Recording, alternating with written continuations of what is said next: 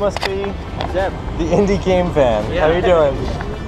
In case I didn't get all your names initially, Zeb, Yep. Diego, That's right. and Chad, Right. And you guys are together the indie game van. The Indie Van Game Jam. Indie Van Game Jam. So you emailed me. Your entire email was, "We make games in a van. Come check it out." Basically, the basic gist is we travel around in this van that you're in now, making video games, and we use these game jams as a way to explore game design and to open up a conversation about game design with these different indie studios that we go visit. So we've done 7 episodes, 7 games, 7 design principles or questions that we've explored alongside our independent developer that we're going to see. It's the 7 major cities that we've rooted in. So you're not just indie developers. You guys were working before, I believe, right? Yeah. What were you all doing before Indie Van Game Jam? We all came from BioWare Austin. We all met there working on Star Wars: The Old Republic.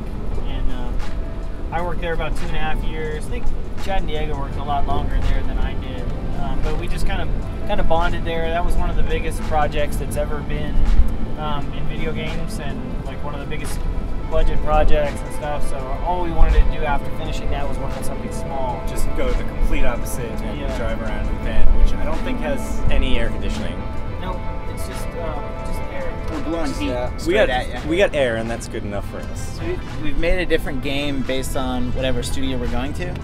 So the first one, we wanted to kind of take a genre because the game that we were dealing with, Pop Methodology Experiment 1, that was the name of Rob Locke's game. It was the first one we visited. It's like an art game where there's 7 different mini games, which are all different genres.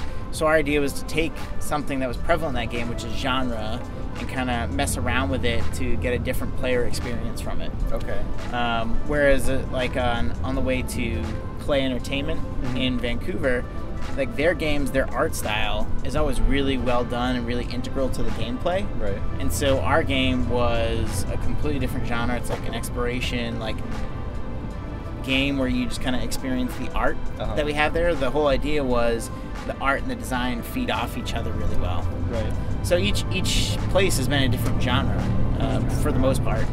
What's your favorite of the 7 so far? Man, my favorite is actually the one we made on the way to Vancouver to Clay.